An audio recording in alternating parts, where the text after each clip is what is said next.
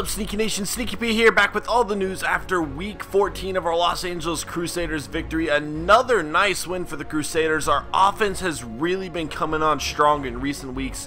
Something we really needed to happen. Our offense has struggled throughout the season, where our defense has pretty much carried us. Lately, though, since the slider change, it has kind of reversed. Our defense is really not doing all that well. We're giving up a whole lot of passing yards, even rushing yards. We're giving up big runs. However, they are locking down the red zone pretty well, forcing the other team to settle for field goals. Offensively, we are going to need to adjust the sliders, though. It has become a little bit too easy. These are new sliders that we were dealing with, so we thought we'd try some new things out. But I do need to make it more challenging, something I've been working on throughout not only this season, but last season too. I've really been trying to find a good balance, and it has not been an easy task. I don't know why it's fighting me so much trying to find like a good mixture for the sliders, but it has been. But we are still going to work on it like we do and see what we can get done. Looking over at the news, let's see what we got. If we have any, big overs, Big D. The Redskins must have a really good offense because we are playing them. And I don't know that we've played the Redskins yet in this series. I could be mistaken on that. I don't remember seeing RG3 though, and those running quarterbacks tend to give me fits. So it's definitely going to be an interesting game. They could exploit a lot of mismatches there. Fletcher wins Heisman. Right outside linebacker from LSU, Rodnell Fletcher, joins the exclusive club of Heisman-winning defensive players after taking home the trophy this week. Wow, UCLA defensive back Demetric Redmond picks off 3 passes en route to player of the game in his final collegiate game. 2 players worth checking out there. Now, here's the interesting thing about Rodnell Fletcher. Right outside linebacker. If we go right over here, Khalil Mack is looking for an extension. Clearly, we need to do our best to re-sign Mack, but the finances in this game is glitched like crazy. You know, anything could happen. Now, we have plenty of cap room, but those funds can make it a little more interesting. Obviously, 299 overall players right here. Looking for a new contract. We definitely would like to bring them both back.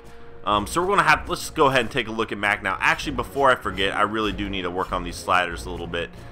People had said that I need to upload them in the main menu first. I don't think that's the case. When I first made the switch over in the sliders, I really did not notice any, or I mean, I noticed the difference right off the bat.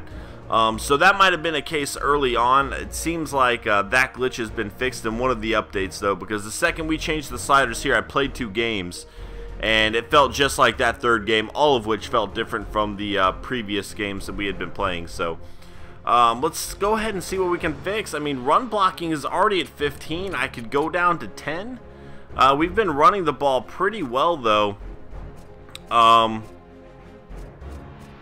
Honestly, our biggest issue is offense has become a piece of cake, so maybe we'll just increase everything else for the computer's defense, because I don't really want to decrease anything over there. So yeah, and again, the computer's offense has been playing great. It's their defense that has really kind of struggled. So we'll move this to 45. We will move this to 40. This to 50 and this to 35, and we will see if that makes it a little bit more difficult on us. That's what I'm trying to do. Again, our defense hasn't been playing great. They've been holding down the red zone. Other than that, though, I feel like the computer's offense has been playing pretty well, especially in terms of completion percentage. Again, I've mentioned it in the previous news episodes, and I'll show you again just what I'm talking about in regards to that. So let's go find this Jets game here. Go over to player stats.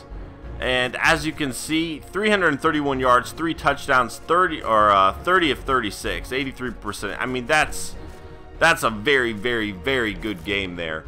Rushing the ball seemed a little more relaxed, I would say. 4.2 yards to carry for Moreno, 5.4 for Donaldson. And that's manageable. You know, I think those offensive numbers are fine. So it's really been the opposing defense that I need to work on. So hopefully those sliders will fix it there. Make it a little bit more challenging. I don't want to breeze through the schedule. I've been working through it entirely, and granted, we did not breeze through a lot of those wins earlier in the season. We got very, very lucky. The last few have been a little bit easier, though. Oh, no. Ooh, that was almost bad. But yeah, let's go ahead and try to sign Khalil Mack here. So, the bonus is what I'm worried about. Obviously. I'm willing to throw a ton of money at him salary cap wise. That's not going to affect me all too much. So we can give him more than he wants. If it means signing him, as long as we have that bonus at a little bit of a lower number. So we'll see if this works, because that bonus, I mean, over, what's the 6 years, that's going to take away a huge chunk of the funds I have, and we still have to get Derek Carr somehow. So I'm really kind of concerned about it, but if we can get these two players, man, we should be pretty set, and I'm assuming he declined it.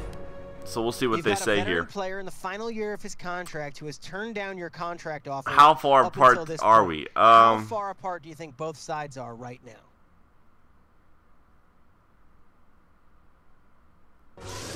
Let's do that. I mean, obviously we're going to need to get him signed, so I'll leave that response. Of course, if he's not re-signed, I'm in trouble.